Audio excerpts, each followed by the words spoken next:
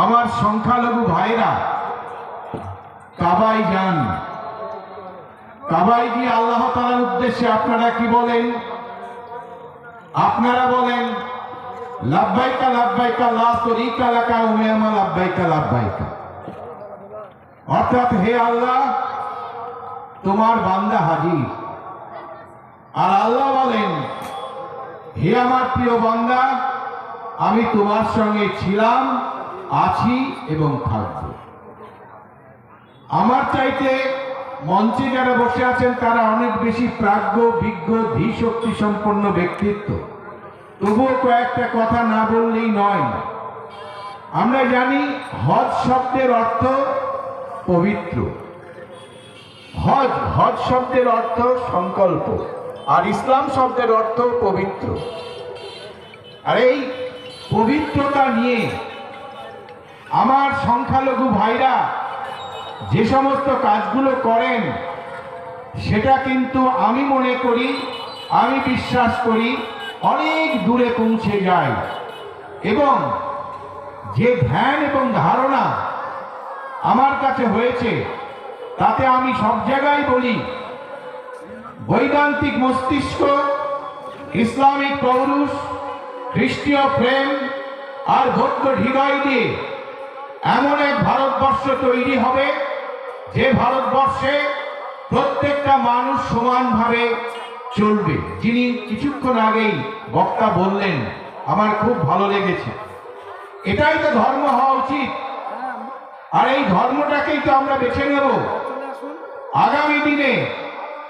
যখন প্রশ্ন করা হবে, আমাদেরকে অনেকে প্রশ্ন করেন যে কি আছে, আমরা বলি এর মধ্যে একদিকে আছে বিনয়, শক্তি, তেজস্বিতা, আর অপর দিকে অগ্রভেদী ব্যক্তিত্বের মহিমান্বিত রূপ। ভাবতে গেলে অবাক হতে হবে, কোন একক কাজে ইসলাম নিজেদেরকে সীমাবদ্ধ রাখেন না। মানব জীবনের বৃহত্তর সেবায় নিজেদেরকে আত্মনিয়োগ করে তারা অর্জন করেছেন এক স্বর্ণময় সাফল্য। ভাবনা অনেক, তবে কি ইসলামের মধ্যে আছে একাধিক গুণাবলী? তবে কি তিনি এক পরশ পাথর মাখা ব্যক্তিত্ব? যেখানেই গেছেন গলায় পড়েছেন সাফল্যের স্বর্ণমালা। তাই একটু প্রসঙ্গ ঘুরিয়ে বলতে ইচ্ছা করছে। আমি বলছিলাম যে আমরা কবির নাম বলতে পারি কিনা, উনি সহমত পোষণ করলেন। তাই বলি রবীন্দ্রনাথ কবি, জুলফিকার আলী ভুট্টো শুধু রাজনীতিবিদ, রামমোহন রায় শুধু সমাজ সংস্কারক, মাদার টেরেসা শুধু আত্মের ও দুস্থের সেবায় আত্মনিয়োগকারী জননী। কিন্তু আমার মনে হয় আপনারা যারা আমার সামনে বসে আছেন তারা অনেক কিছু। তাই ঈশ্বর, আল্লাহ, গড, এদেরকে আমরা আমাদের মতন নিশ্চিতভাবে সম্মান জানাবো। এটা আমাদের নৈতিক কর্তব্য এবং এটা আমি মনে করি এটা করা উচিত। আর তা না হলে সবটাই আস্তে আস্তে নষ্ট হয়ে যাবে। তাই একজন না কেউ ওই দূরে দূরান্তে অসংখ্য লোকে লোকান্তর থেকে আমাদেরকে বলছেন, কি বলছেন? হে বৎস, তাই মনোবাক্যে একটা সৎ জীবন যাপন করো। পৃথিবীর কোন দেশে কোন কালে সততার কোনো বিকল্প ছিল না, আজও নেই। যে মানুষটা অত্যন্ত সৎ সেই একমাত্র ঈশ্বর, আল্লাহ, গডকে পেতে পারে। তাই আমি মনে করি, আমি বিশ্বাস করি, আমি দৃঢ়তার সাথে বিশ্বাস করি আমার সংখ্যালঘু সম্প্রদায়ের মানুষরা অত্যন্ত সৎ। তাই তারা একটা নির্দিষ্ট স্তরে, একটা নির্দিষ্ট জায়গায় পৌঁছাবে বলে আমার ধারণা। তাই হযরত মুহাম্মদ এবং আশফাকুল্লাহর সাথে আমি একটু কথা বলবো।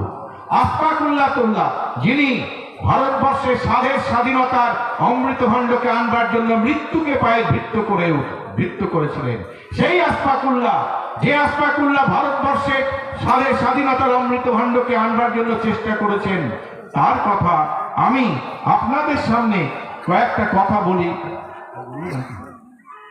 সেটা হচ্ছে যে আশফাকুল্লাহকে কি করা হয়েছিল, মেরে ফেলা হয়েছিল।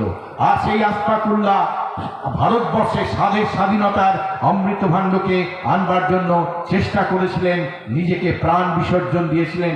তার নামটা কেন সবাই বলবে না? তাই তো আমি পরিষ্কার ভাষায় বলি, বৈদান্তিক মস্তিষ্ক, ইসলামিক পৌরুষ, খ্রিস্টীয় প্রেম আর বৌদ্ধ হৃদয় দিয়ে আমরা যদি এক সুন্দর ভারতবর্ষ তৈরি করি, আর সেই ভারতবর্ষে সমস্ত সম্প্রদায়ের মানুষ যদি থাকে, তাহলে কাউরির ক্ষমতা নেই আমাদের এই ভারতবর্ষকে কোনো রকম ভাবে বিপদে ফেলবার। তাই আসুন না, জাতি ধর্ম নির্বিশেষে আমরা সবাই হাতে হাত রেখে, কাঁধে কাঁধ মিলিয়ে, দাঁতে দাঁত চিপে, প্রাণের সাথে প্রাণের গঠছড়া বেঁধে একটা জায়গায় পৌঁছি। তাই আপনাদেরকে বলবো, for the loftiest hill that to the stars unfolds his majesty, planting his steadfast footstep in the sea, making the heaven of heavens his dwelling place, bears but the cloudy border of his days. মার অভিষেকে এসে এসো তরা, মঙ্গল ঘট হয় নিজে ভরা, সবার পরশে পবিত্র করা তীর্থ নেড়ে, আজি ভারতের মহামানবের সাগর তীরে। তাই পরিশেষে বলবো, হে হযরত মুহাম্মদ, তুমি কোথায় আছো জানি না, তাই তোমার কাছে আমার আহ্বান, হে মহামানব, একবার এসো ফিরে, শুধু একবার চোখ মেলো এই গ্রাম নগরীর ভিড়ে।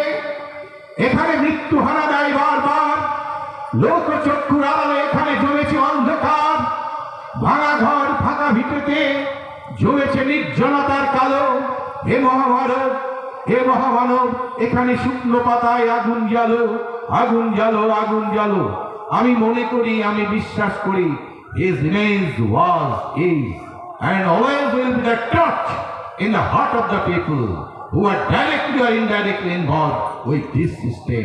এই সিস্টেমের সাথে যারা যুক্ত, তারা সর্বদাই সকলে একটা আশীর্বাদ, একটা দোয়া পাবেই পাবে। এটা আমাদের বিশ্বাস, এটা আমার অনুভূতি। তাই পরিশেষে বলবো, অনুভূতি হোক স্বপ্নের আলো, অগ্রগতি হোক সামাজিক চিন্তাধারা, বিবেক হোক জাগ্রত, আর মানবিক মূল্যবোধ হোক সুস্থ গণতান্ত্রিক শিক্ষার আদর্শ। এই মানবিক মূল্যবোধটা দরকার।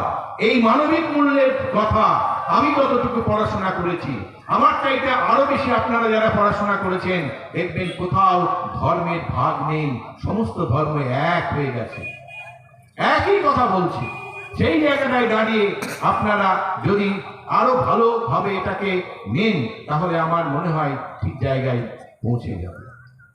পরিশেষে বলবো, পৃথিবী যেমন সূর্যকে প্রদক্ষিণ করে, ভক্ত যেমন মন্দিরকে প্রদক্ষিণ করে, হাজিরা যেমন মক্কার কাবা শরীফকে প্রদক্ষিণ করে, গণেশ যেমন জননীকে প্রদক্ষিণ করে, নববধূ যেমন বরকে প্রদক্ষিণ করে, ঠিক তেমনি ভাবে আমরা সমস্ত ধর্মকে প্রদক্ষিণ করে রাখবো, যাতে কোনো নরকের কীট কোনো মতেই এটাকে কোনো ক্ষতি করতে না পারেন। তাই আসুন আমরা সেই জায়গাটায় পৌঁছানোর জন্য চেষ্টা করি। এটা আমার আপনাদের প্রতি নিবেদন। সবাই ভালো থাকবেন, সুস্থ থাকবেন, সুন্দর থাকবেন। আগামীতে আবার কথা হবে। ভুল যদি কিছু বলে থাকে ক্ষমা করবেন, মাফ করবেন।